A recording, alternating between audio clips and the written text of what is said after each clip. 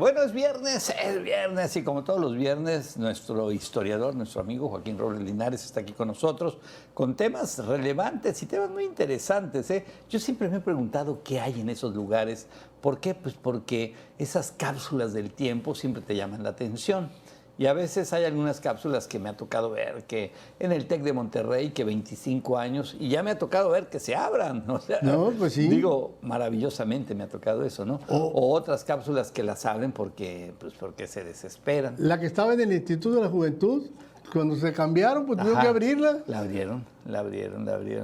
Bueno, pues Joaquín Robles Linares, nuestro historiador, nuestro amigo, nos va a hablar de ese tema, de el monumento de los 100 años aquí en Hermosillo, también de la fundación de esta ciudad capital, Hermosillo. Joaquín, muchas gracias por estar con nosotros en este viernes, como todos los viernes. Gracias y bienvenido aquí a tu espacio.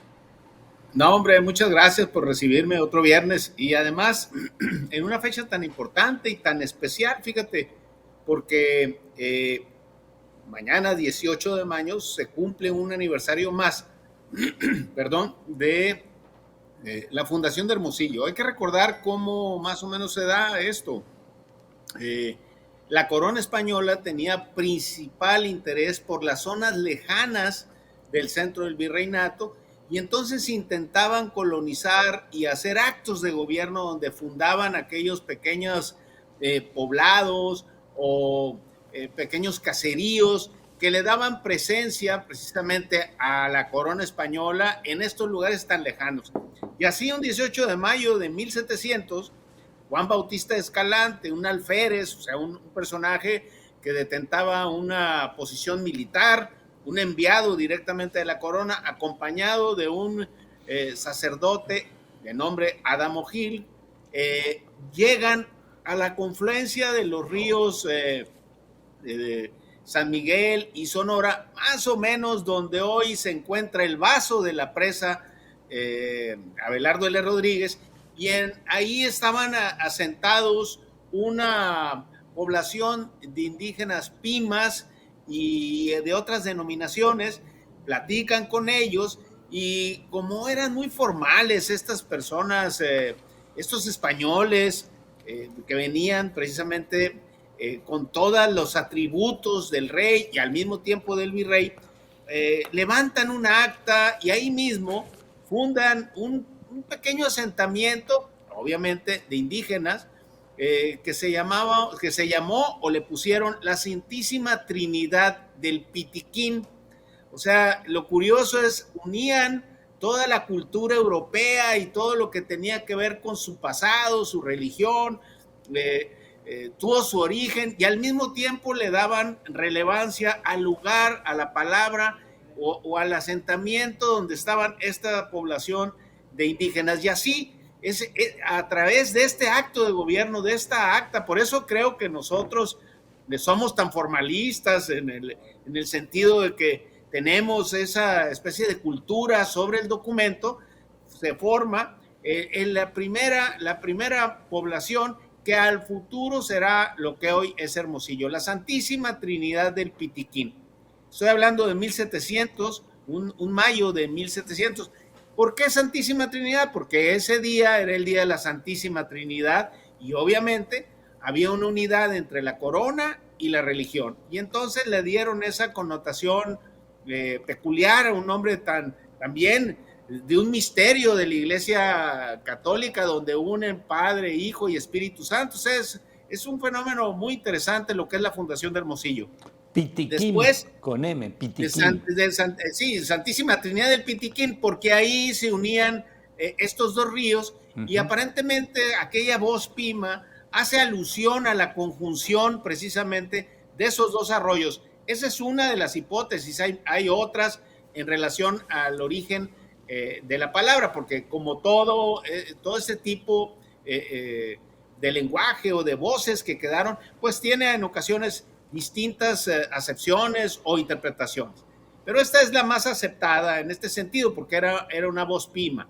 Ahí con el tiempo, este pequeño asentamiento va quedando abandonado en ocasiones, a veces vivía gente, había los mismos comunidades indígenas, migraban, se iban, pero no será hasta 1741 cuando con otro gobierno, en fin, con otro personaje, llegan y fundan lo que era el sistema de presidios, un presidio San Pedro de la Conquista del Pitic. Ahí cambia el nombre, pero a fin de cuentas el Pitic permanece. Ese con el tiempo prospera porque ya tiene un carácter administrativo, religioso, llegan ahí y a partir de ese asentamiento empieza a crecer la ciudad. Obviamente estamos hablando, los primeros asentamientos es en el Vaso de la Presa, el presidio es cerca de lo que es hoy Villa de Ceris o en esa zona de ahí, y ahí llegan los primeros asentamientos, se van quedando las familias españolas y con el tiempo esta ciudad va pasando, va creciendo, cruzan después el río, se forman otros asentamientos, se hace la catedral, se hacen distintas casas, la plaza de armas, en fin, ya va formándose una ciudad de características eminentemente novohispanas, con una profunda huella del dominio español. Ahí está la fundación de Hermosillo y después, muchos años después, porque ya hemos platicado en otras ocasiones, que Hermosillo como capital, lo que es el siglo XIX, migró en algunas ocasiones. Los grupos políticos entraban en conflicto o unos subían, otros bajaban. Entonces la capital se iba a Ures o se iba a Arizpe. Luego en unas cuestiones anteriores fue el Fuerte Sinaloa, en fin, fue Álamos. Pero no será hasta 1879 que el general Francisco Serna se trae ya definitivamente la capital, pero le pone como carácter provisional. Ya hasta la Constitución de 1917, pues ya se quedará establecida definitivamente como capital del estado de Sonora. Ahora, hablando del monumento, antes nada más recordar que en el Inter de la Independencia es cuando cambian el nombre, ¿no? Deja de ser Pitic, la vía del Pitic. Para 1828 ya era Villa del Pitic antes, pero cambia a Hermosillo por una cuestión curiosa, pues había que tener o hacer alusión a aquellos personajes que habían combatido en estos lugares. Ya lo hemos platicado, que simplemente González de Hermosillo ni siquiera llegó aquí, fue derrotado en San Ignacio Piaxtla. Sin embargo, su nombre prevaleció y los políticos de la época decidieron ponerle aquel viejo asentamiento con aquel nombre tan sonoro que a mí en lo personal me gusta mucho, Pitic, pues cambiarle a Hermosillo. Y a fin de cuentas se quedó Hermosillo y a partir de 1828 ya el nombre ya permanece oficialmente como Hermosillo y la capital sí migra en ocasiones. En 1879 se la traen a Hermosillo, queda aquí. Y ya todo el siglo XX pues permanece como capital. Oye, Joaquín, entonces, ¿cuándo podemos definir Hermosillo? ¿1700, 1741, 1780 y tantos? ¿Cuándo es, en qué momento ya podemos definirla como capital del estado de Sonora y como pues una ciudad ya en forma? Bueno, tuvo varias veces, fue capital a partir del siglo XIX, ¿no? Porque hubo otras denominaciones administrativas. Antes hubo lo que se conoció como la Intendencia de Arizpe, donde Arizpe tenía era la capital no nada más de Sonora, sino de una parte de Arizona y de Sinaloa. Pero ya a partir de 1828, Hermosillo empezó a figurar quizá en algunas ocasiones como capital, pero otras como ciudad importante. Okay. Tan es así que entraba Ures o Arizpe o Álamos y Hermosillo siempre prevaleció como la opción que al final de cuentas, a partir de 1879, ya de forma definitiva, ya no la movieron y quedó como capital. Y esa formalización se da hasta 1917 con la Constitución de 1917, que fue jurada en Magdalena en septiembre de 1917. Oye, Joaquín. Ahí, dime. No, adelante. Ahorita bueno, ahí hay que recordar que ya durante el siglo XX, ya formalizada la capital, ya no hubo intenciones de llevársela a ningún lado, pero bueno, así llegará 1979, un año que yo lo recuerdo perfectamente, y vienen lo que se denominó en aquella época las fiestas del centenario, ¿no? Hubo todo ese año, a raíz, se hizo un comité que presidió un querido amigo ya desaparecido, el licenciado Juan Antonio Ruibal, y hubo una cantidad muy importante de eventos, hubo hasta una feria. El licenciado Ruibal me platicó a mí en algunas ocasiones que esa feria fue tan exitosa, esa feria del centenario de 1979, que propició que con los años siguientes se hiciera por las mismas fechas y quizá con un éxito notable que hasta la fecha lo sabemos de él, la feria ganadera. Así es. Él se la atribuía, el licenciado Ruibal se la atribuía a que la primera feria así grande como la conocemos ahora, había habido otras, en el 69, Sonora en Marcha anteriormente, pero así una feria, él decía que esa había sido la simiente de lo que es hoy la feria ganadera. ¿La Expo Gan? Sí, la Expo Gan. Era la fiesta ganadera, industrial y comercial de Hermosillo y estaba en el Vado del Río. Estaba en el Vado del Río, efectivamente. Bueno, dentro de muchas actividades, fíjense que incluso, no sé si ustedes recuerden, quizá Hilario, yo lo recuerdo, Hilario seguramente lo recuerdo, hubo hasta un concurso de canciones para Hermosillo. Sí. Hubo un concurso de canciones, hubo una canción ganadora, obviamente me acuerdo que participó un compositor que era muy conocido en aquella época, Carlos Sau, compitió con una canción, y otros personajes, hubo eso. José Alfredo Jiménez le dedica una canción a Hermosillo. Así es, incluso fíjense que ese cartel, por ejemplo, fue muy famoso en la época. Además, participó un publicista muy conocido, Joaquín Corella, fue el que participó en el Huachi, en ese cartel. Incluso recibió premios el cartel a nivel nacional, precisamente por la inventiva. Y si ustedes recuerdan, el diseño es muy de la época, ¿no? Tenía así hasta una connotación pues que aludía un poco a aquellos años de los hippies, o sea, ese tipo de coloridos y ese tipo de formas.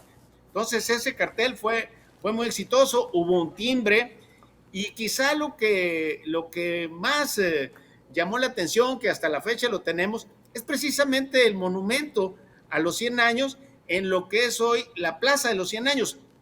¿Qué había antes ahí? Quizá muchos no lo recuerden. Estaba el monumento a los niños héroes. A los niños héroes. Y ahora está en una iglesia aquí que es la Santísima Trinidad. Ahí enseguida está el monumento a los niños héroes. Bueno, ahí donde años después pusieron aquel monumento al tubo. El monumento al tubo, que tuvimos el orgullo, Joaquín, de promocionarlo tanto que lo quitaron. Sí, no fue el absurdo más absurdo del gobierno de este padre, de Guillermo. Pues qué Padres. Curioso, ¿verdad? Pues enseguida el monumento a los 100 años, que fue un factor de unidad estatal en torno a su capital, todo, bueno, pusieron un monumento al tubo, que además lo tuvieron que quitar porque la gente lo rayoneó con una cantidad enorme de palabras y ofensas ahí terrible, ¿no? Pero bueno, este monumento que estaba diseñado por el arquitecto Salvador Chávez, el arquitecto Oscar Romo, nuestro queridísimo el Chapo Romo también el participó. querido Chapo, claro. Sí, el ingeniero Fermín Villalba. Entonces ellos hicieron el diseño, tuvieron a bien darle ese simbolismo de los 100 años. Cada cilindro representa un año, y obviamente pues le dieron esta connotación precisamente en espiral, donde va en ascenso precisamente la ciudad, la capital, y esto de los 100 años, adentro va una cápsula que en esa época se le denominó el Arcón de los Recuerdos. A fin de cuentas había la intención. Es como un baúl es como un baúl, ¿verdad? Es un baúl. Es un baúl. Si le dijeron un arcón en aquella época, es una palabra pues ya prácticamente en desuso, pero bueno, a fin de cuentas es eso, es un baúl donde metieron periódicos, fotografías. Oye, fíjate que esta gráfica o foto, lo que sea, nunca la había visto, ¿eh? Está muy interesante porque te describe qué es. Así es, fíjate que lo que pasa es que el licenciado Juan Antonio Rival editó un libro muy interesante donde viene precisamente toda la información que muy mal, pero se las doy aquí, donde viene precisamente cada detalle y cada cosa que se dio en torno precisamente a y este baúl lleva fotos, cassettes, bueno, quién sabe cómo le hagan dentro de no sé cuántos años más, 60 o 50 que se van a abrir. El 79 se va a abrir. En el 79, quién sabe, a lo mejor no hay, pues quién sabe cómo lo reproduzcan, porque pues no va a hacer, ya no hay. Algo van a encontrar. Algo van a encontrar. Ya no van a encontrar, ¿no? Van a poner en aprietos a los que abran ahí. Fíjate, ¿no? Con la tecnología en desuso. Incluso leí una anécdota muy curiosa, no lo cuenta el licenciado Rival, pero se le acercó gente al licenciado para pedirle que dentro del Arcón echara un directorio telefónico. Y no, dijo, pues, ¿cómo vamos a echar un directorio? Total, que hubo una discusión.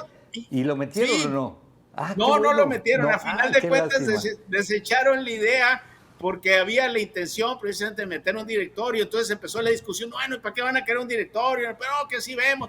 Y se hizo la legata. A fin de cuentas desecharon porque ya tenían una lista. Y obviamente había tantas sido cosas. Maravilloso. No, pero además, déjame decirte, a mí me tocó cubrir como reportero todo el proceso.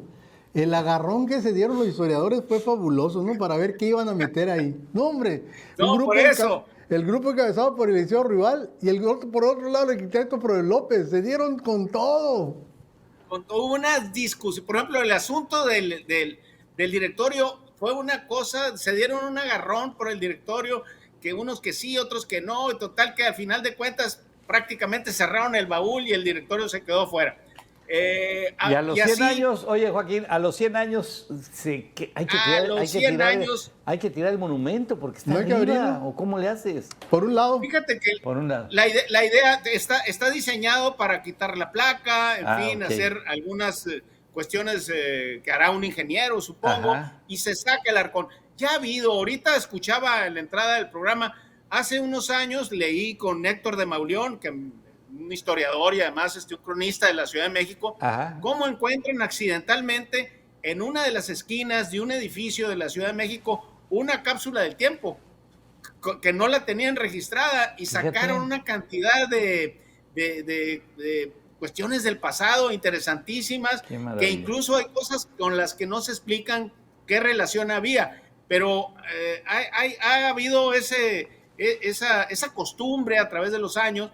Y es como pues lanzar una botella al mar, pero en vez de lanzarla al mar, pues las lanzas al futuro y ahí en el futuro la entierras y alguien se la encuentra. Y la entierras y lo exhibes. Joaquín, nos queda un minutito. Bueno, antes que nada, para despedirnos, nada más decir que hoy se cumplen 80 años de que la compañía de urbanizaciones e inversiones le fue dada la posibilidad de urbanizar 157 hectáreas de lo que es hoy la colonia Pitic. Hoy prácticamente está cumpliendo 80 años. Nada más con eso me despido. No, pues maravilloso. Joaquín, muchísimas gracias, muy interesante, de veras. Y sabes, te digo algo así en buena onda, hay dos cosas que se me antojan en la vida. Uno, meterme y poder abrir la cápsula del tiempo, que no estaría bien. Y dos, hacer una cápsula del tiempo en esta época nosotros. Así es, y ahora sí. ¿Verdad? Sí, lo que pasa es que ahora pues ya no hay directorios, ¿verdad? No, ya, no, eso ya es historia, ya no. Pero pues, por ejemplo, podemos poner, no sé, otras cosas de las que estamos viviendo ahora, que yo no sé si para dentro de 100 años, pues algo puede haber. En el TEC de Monterrey hace ya casi 25 años pusieron una cápsula del tiempo de 25 años y metieron una cantidad enorme de CDs. Yo no sé si se va a poder ver ahora, vamos a ver, esperemos. Vamos a ver qué pasa. Septentrión en el Imparcial. Septentrión el domingo, por favor, en el Imparcial, página editorial. Ahí los espero para sus lecturas y sus comentarios. Muchas gracias. Joaquín Robles Linares, historiador y gran amigo nuestro. Joaquín, buenas noches, gracias. Buen fin de semana. Buenas noches. Bye. Igualmente.